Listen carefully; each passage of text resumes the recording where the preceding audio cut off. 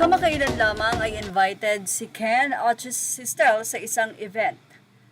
Although hindi invited ang buong SB19 dahil supportive ang bawat isa sa kani-kanila nga pong event na pupuntahan, makikita ang nakakatouch na eksena dahil sa likod ng performance nila Stel at ni Ken, nandoon ang kanilang leader na si Pablo.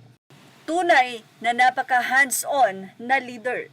Kanyang sinasamahan ang kanyang mga kapatid at nandoon sa likod at nakikinig.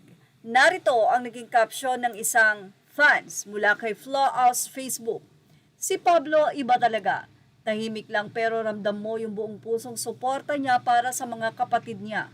Kahit sina Stel at Philip ang nasa spotlight ngayon sa solo performances nila sa We Play Here, andun pa rin yung presence niya, hindi loud pero matatag.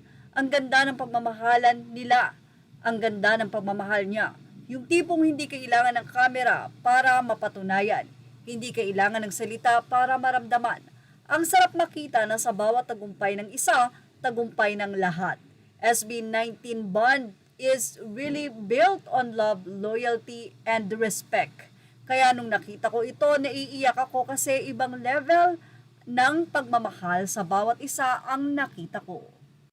Well, nakakaiyak naman talaga na makita mo ang iyong kuya or kapatid na nandyan para magpalakpak at suportahan ka. Nasa likod para mag-abang sa mga kapatid niya. Sabi nga ang tagumpay ng isa ay tagumpay ng lahat.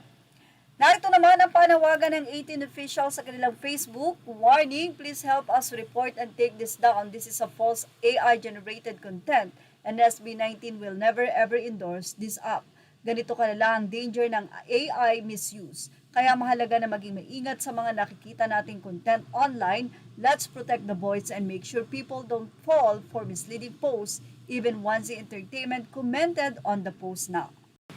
Dito ibinahagi nga na ginagamit ng nasabi nga pong page ang mukha ni Josh Cullen upang mag-promote ng isang bagay. Of course, siguradong yan ay i-upload, i-download or bibilin. Kaya naman nanawagan ang 80 na sana nga daw ay walang maloko nito. Anyway, mabalik tayo sa nakakatuwang eksena o nakakaiyak na eksena ng pagsuporta ni Pablo sa kanyang mga kapatid na si Ken at si Philip. Grabe, talaga namang nakakatouch, hindi po ba?